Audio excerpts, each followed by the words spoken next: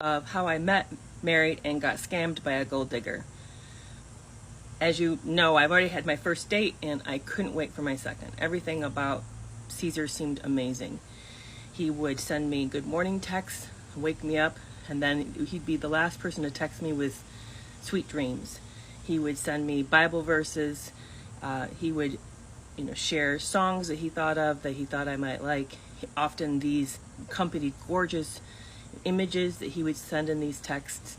He'd sometimes send me a little video of himself wishing me good morning or wishing me good night or telling me he couldn't wait to see me at the next date. And I was super excited. I couldn't wait to see him.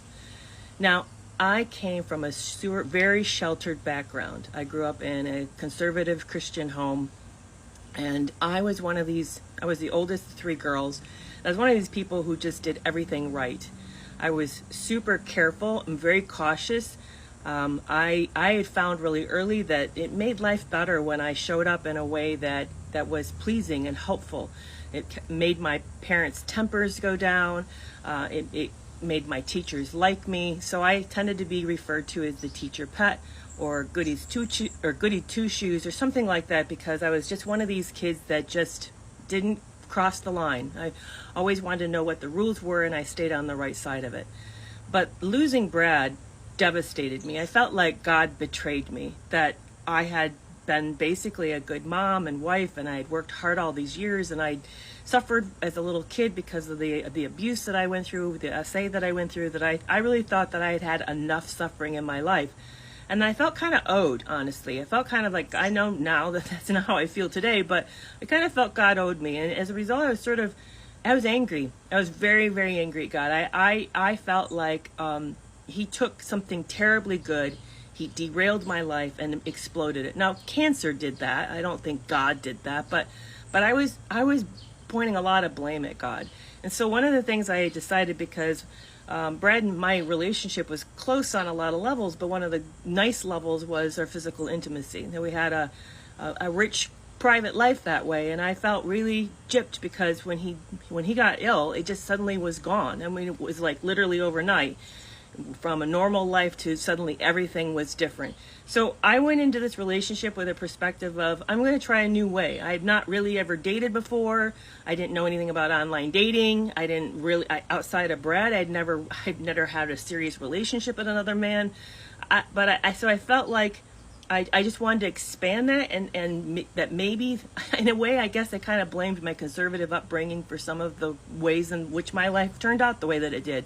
So as I was getting ready for that second date with Caesar, I'd known that it already had crossed over based on his pushing, and so I'm thinking, okay, whatever. But here's the other thing that was going on behind the scene that I hadn't really processed a lot or did a lot with, but it was a really big deal, is that, and you probably know because you see it, is I wear wigs.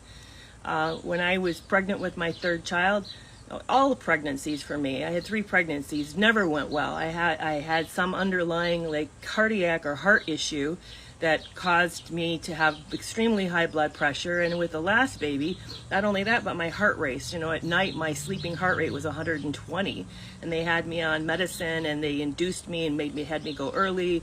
And one of the consequences of that just difficult pregnancy was I had a massive hair loss. So here I am in my 30s having this massive shed, permanent hair loss, and I'm devastated. So for many years, I tried to figure out what I'm going to do to cover up this loss, and feeling just so ashamed, so broken. In fact, Brad never saw me naturally. I never showed him what I look like without some kind of a hairpiece or some kind of a cover-up or something. So here I'm going to have this second date with somebody, and we're going to plan to share a hotel room, and how do you hide that? So I decide to text him as we're getting closer to the date that I wear a wig and that I would probably be wearing a nightcap. And he texts back and says, I'm tired. I don't think I can do a relationship where there's not vulnerability and honesty and trust. So if you can't show me what you really look like, if you have to wear a cap at night, I just don't want to go forward. And mind you, this is like the day before we see each other. I'm shocked and devastated. I'm not ready to let someone into that kind of private part of my life. And yet, on another level, I was so touched that he was vulnerable and shared so much of that it felt really like mature and special. So I decide that I'm going to do the brave thing and do that. So I arrive for the second day. I'm now in his hometown in the Minnesota area. And he meets me as I get off the airplane with hothouse roses, not the grocery kind, but really high-end roses, this gorgeous. He looks so excited. And when he brings me back to the hotel, he starts to dance with me in the hotel room, singing in my ear. And I then take my wig off and show him. And it kind of moves into something that's really intimate, yet strange. It was beautiful, but weird. I mean, there's a part of the intimacy with him that always felt performative and not really close. But I'm overlooking that because I'm just so touched with all the romantic pieces of this that it just feels really wonderful. We have a great weekend. He takes me to do some really unusual things. We go to an aquarium, we see some sights, he takes me to his favorite restaurant, and it's just a really cool experience being introduced to his hometown.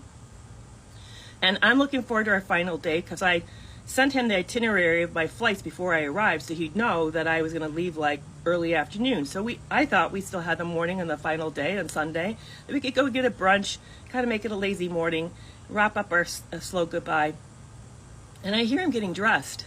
And kind of in a weird way in the bathroom. And he comes out and he's wearing football costume and, football color beads and all of this. He's dressed up like a fan. And he says, I'm meeting my son at a football game, at a sporting event. You don't mind if I drop you off the airport early? And I'm thinking, what? So I'm going to go to the airport now and be there for like 5, 6, 7 hours so that you can go to a sporting event that you never bothered to tell me, and I shared this itinerary with you, and you didn't say it had a conflict, and we didn't talk about what we're going to do Sunday. But I say to myself in my head, see, that's what you get for not being clear with him. So in the future, communicate clear, and then there won't be this mix-ups. So I pull it together, although I'm pretty crushed, pack up, and head out. We head out to the airport, and he get ready to drop me off. And then he hands me the roses that he had bought. Only he'd clipped them and he put them in a baggie and he said, here you go here's the roses so you can take them home and dry them and have a memory of our first date. And my heart melted. So it felt like that horrible piece of him dropping me off early was suddenly washed away with this incredibly romantic gesture. So the date wraps up and I'm feeling like over the moon. Even though I'd only maybe known this man for a month, I'm feeling incredibly in love with him. And I even at that date tell him that I love him. And he ends the date leaning forward near my ear and he says he loves me too. So I just feel like I've met this incredible person that's romantic, handsome, professional person who is similar faith, wants the same kind of things, and it's just really an amazing experience. And so I leave that and go home, and it was shortly after that I find out that he's getting ready to go on a family trip to see go to a family wedding, actually, maybe with his mother, and he's going to be out of town for a few days, and that we're going to have a gap, an absence. So I'm dreading that, thinking, am I really? I feel so connected and I'm really falling for this person and I want to see him every day. In fact, to me, life feels like it becomes colorful when I'm around him, and that when I'm away from him, it feels dull and flat and gray, that I feel like I come alive when I'm with him and that I go into hibernation while I wait to see him again. And I'm realizing I really hate this long distance thing, that it's going to be a really big problem. So I gear up for him being gone. And as the night before he leaves out of town and he's getting ready for this family wedding, he says to me, will you go steady? And I'm just so touched again by this kind of old-fashioned way that he approaches this. And I'm thinking, yeah, of